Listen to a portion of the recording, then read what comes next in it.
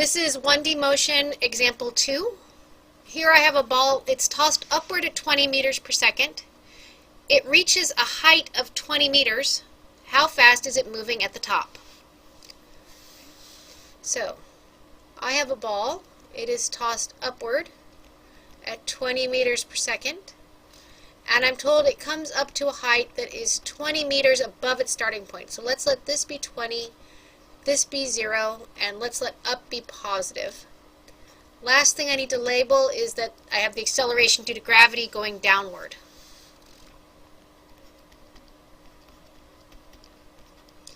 Writing out my grocery list.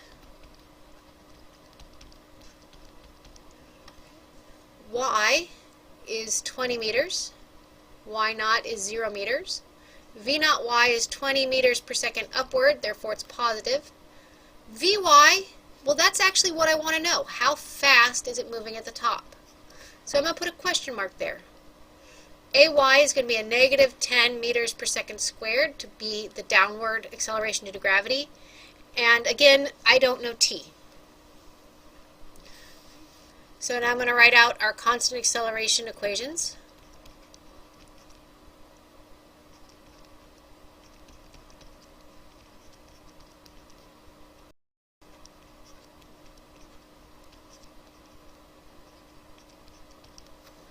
There they are.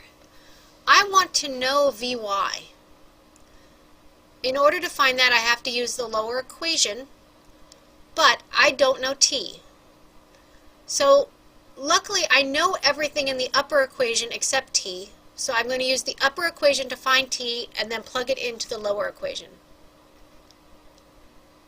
Let's see, y, let me try this again. Y equals y naught plus v naught yt. So 1/2 a sub yt squared. Okay, plugging in. Y is 20. Y naught is 0. V naught y is 20.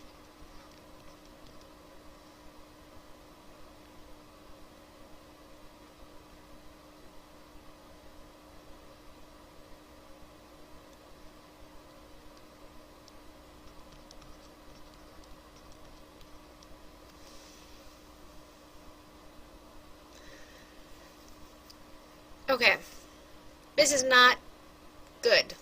And the reason it's not good is because you're left with a function you can't simplify easily. And I'm not going to ask you to do this on the exam, but in order to solve this, you have to use the quadratic formula. Some of you may remember the quadratic formula, so let's get ready to use it. Okay? In order to use the quadratic formula, I need to get all the numbers on this side and set it equal to 0. So 1/2 of 10 is 5. Moving that to the other side, that's going to be a 5t squared minus 20t plus 20 equals 0. Okay, now you may remember the quadratic formula. It tells you that the variable you want to solve for, in this case is t, is going to be negative b plus or minus the square root of b squared minus 4 times a times c all over 2a, where a is going to be 5 in this case, b will be negative 20, and c will be 20.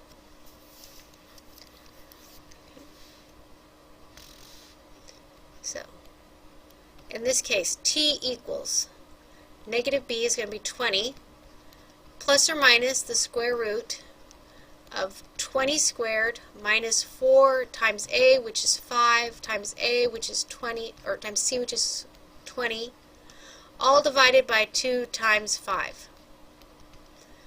Okay. If you put that into a calculator, let's do the positive square root first. So 20 plus the square root of 20 squared. No, really, I don't want to do that. Minus 4 times 5 times 20 and the square root. Divide by 2 times 5, which is 10. That gives me an answer of 2 seconds.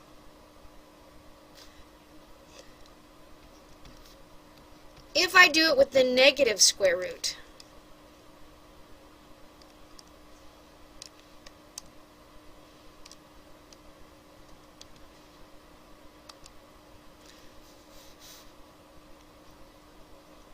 I get 2 seconds either way. Okay? So why is that? Well, if we look at it, we have 20 squared minus 4 times 5 is 20 times 20, which is 20 squared. So the square root here is 0. So the answer has to be 2 seconds.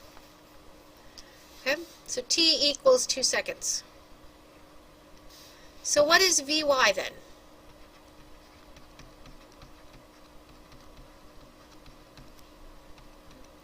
V naught y, we were told, is 20 minus 10 times 2. Vy equals 0. Okay, so now I said I'm never going to ask you to use the quadratic formula, and here I am whipping it out and using it in an example. It's good for you to see, it's good for you to remember, okay? Not going to test you on it, so don't worry about that. And it was important for me to get through this example to get to the point that Vy is 0. At the top of the motion, the velocity goes to 0. It goes up, it stops for just a moment, and then it comes back down. Okay? That's what this is telling us. Throughout the entire motion, as it moves up, as it reaches the top and stops, as it comes back down, the acceleration is constant. It changes, or it doesn't change. Honest. I do not want to do that. I am so sorry for that pop-up. I'm going to try to get rid of it, but I'm not exactly sure how. We'll go with it. Okay, so at the top, velocity goes to 0.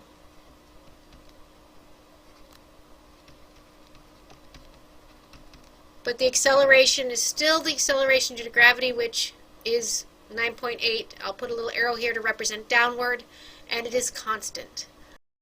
Okay.